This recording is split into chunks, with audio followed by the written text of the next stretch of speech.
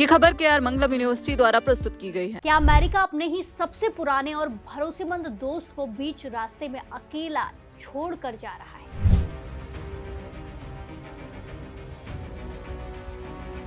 क्या Donald Trump और Kim Jong Un की पुरानी दोस्ती एक बार फिर एशिया की पूरी जियोपॉलिटिक्स को हिलाकर रख देगी?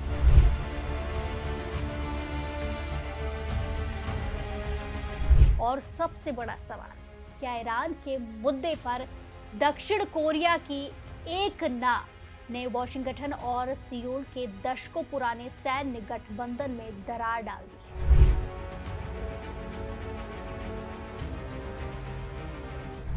अंतर्राष्ट्रीय राजनीति के गलियारों से इस वक्त की एक ऐसी खबर सामने आई है जिसने पूरी दुनिया के रक्षा विशेषज्ञों को हैरान कर दिया है। जरा सोचिए, जिस वक्त नॉर्थ कोरिया लगातार एक के बाद एक बैलिस्टिक मिसाइलें दागकर धमकियां दे रहा है, ठीक उसी वक्त अमेरिका के राष्ट्रपति अपने ही पेंटागन को आदेश दे दे कि साउथ कोरिया के साथ होने वाले बड़े सैन्य अभ्यास में कटौती कर दी जाए। अमेरिकी राष्ट्रपति डोनाल्ड ट्रंप ने एक बार फिर अपने एक चौंकाने वाले फैसले से सबको स्तब्ध कर दिया है, हैरान कर दिया है।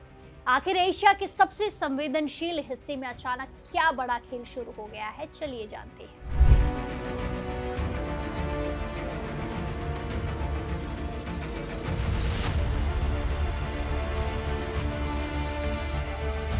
मामला 17 अगस्त से शुरू होने वाले बहुचर्चित वार्षिक उल्ची फ्रीडम शील्ड संयुक्त सैन्य अभ्यास से जुड़ा हुआ है, यानी कि आज जो होने वाला है। इस 10 दिवसीय विशाल सैन्य अभ्यास में दक्षिण कोरिया के करीब 18,000 सैनिक हिस्सा ले रहे हैं, जिसका मकसद ड्रोन हमलों, जीपीएस सिग्नल जैमिंग और साइबर खतरों से निपटने की तैयारी को परखना है। लेकिन जैसे ही यह अभ्यास शुरू होने वाला था, उससे ठीक चंद घंटे पहले राष्ट्रपति डोनाल्ड ट्रंप ने social media platform truth social पर एक लंबा चौड़ा बयान जारी कर दिया। ट्रंप ने सीधे तौर पर अमेरिकी रक्षा मंत्रालय यानी कि पेंटागन को निर्देश दिया है कि इस 10 दिन के अभ्यास में भारी कटौती की जाए। ट्रंप ने खुलकर लिखा कि हालांकि अब इस ड्रिल को पूरी तरह रद्द करना मुमकिन नहीं था, लेकिन अमेरिका की इसमें भागीदारी से वो बिल्कुल खुश नहीं है। ट्रंप का तर्क है कि ये सैन्य अभ्यास न केवल बेहद महंगे हैं और अमेरिकी खजाने पर भारी बोझ भी डालते हैं, बल्कि ये नॉर्थ कोरिया के लिए एक अनुचित और आक्रामक संदेश भी भेजते हैं। ट्रंप ने नॉर्थ कोरिया के सर्वोच्च नेता किम जोंग उन के साथ अपने बेहद अच्छे निजी रिश्तों का हवाला देते हुए कहा कि जब तक वो सत्ता में हैं, तब तक नॉर्थ कोरिया अमेरिका के लिए कोई खतरा नहीं बना और हमेशा सम्मानजनक रहा। इसके साथ ही ट्रंप ने पर्दे के पीछे की एक और बड़ी कूटनीतिक तल्खी को सार्वजनिक कर दिया। उन्होंने बताया कि कुछ समय पहले उन्होंने साउथ कोरिया के राष्ट्रपति से पूछा था कि क्या वो ईरान के परमाणु निरस्त्रीकरण के अमेरिकी मिशन में साथ देंगे, जिस पर साउथ कोरिया ने साफ मना कर दिया था, इनकार कर दिया था। ट्रंप की नाराजगी अब साफ तौर पर जमीन पर देखने को मिली है। उधर सियोल में साउथ कोरिया के जॉइंट चीफ स्टाफ साफ कर दिया है कि ये योजना के अनुसार अभ्यास शुरू हो चुका है, लेकिन ट्रंप के इस अप्रत्याशित बयान पर दक्षिण कोरिया के रक्षा और विदेश मंत्रालय ने फिलहाल चुप्पी साध रखी है। अगर हम दोनों देशों के इतिहास पर नजर डालें तो ट्रंप का ये रुख नया नहीं है।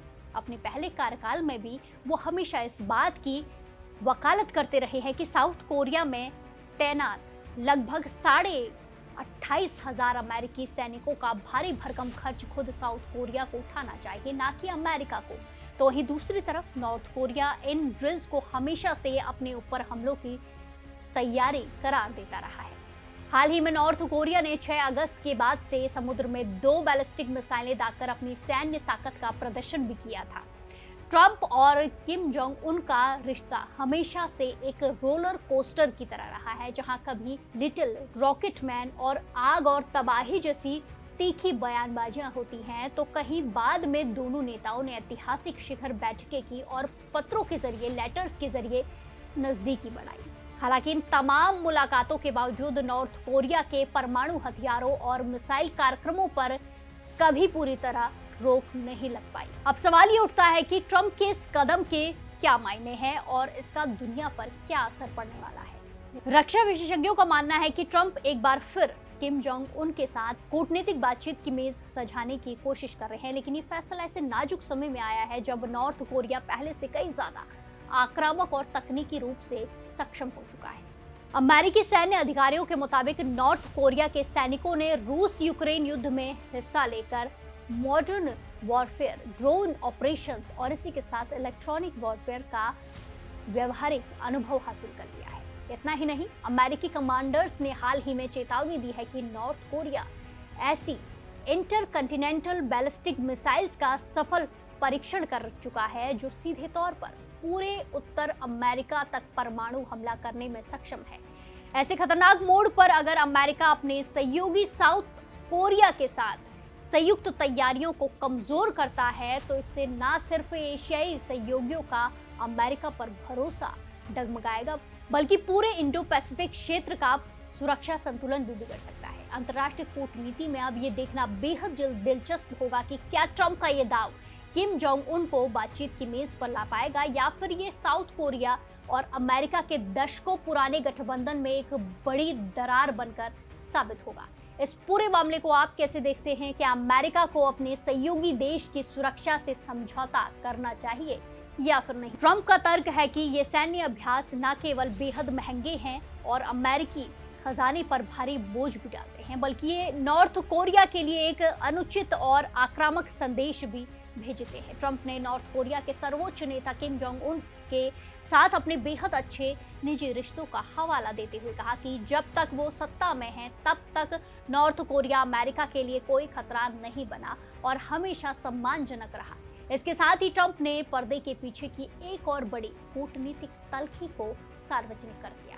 उन्होंने बताया कि कुछ समय पहले उन्होंने साउथ कोरिया के राष्ट्रपति से पूछा था कि क्या वो ईरान के परमाणु निरस्तीकरण के अमेरिकी मिशन में साथ देंगे, जिस पर साउथ कोरिया ने साफ मना कर दिया था, इनकार कर दिया था। ट्रंप की ये नाराजगी अब साफ तौर पर जमीन पर देखने को मिली है। साफ कर दिया है कि ये योजना के अनुसार अभ्यास शुरू हो चुका है, लेकिन ट्रंप के इस अप्रत्याशित बयान पर दक्षिण कोरिया के रक्षा और विदेश मंत्रालय ने फिलहाल चुप्पी साध रखी है। अगर हम दोनों देशों के इतिहास पर नजर डालें तो ट्रंप का ये रुख नया नहीं है।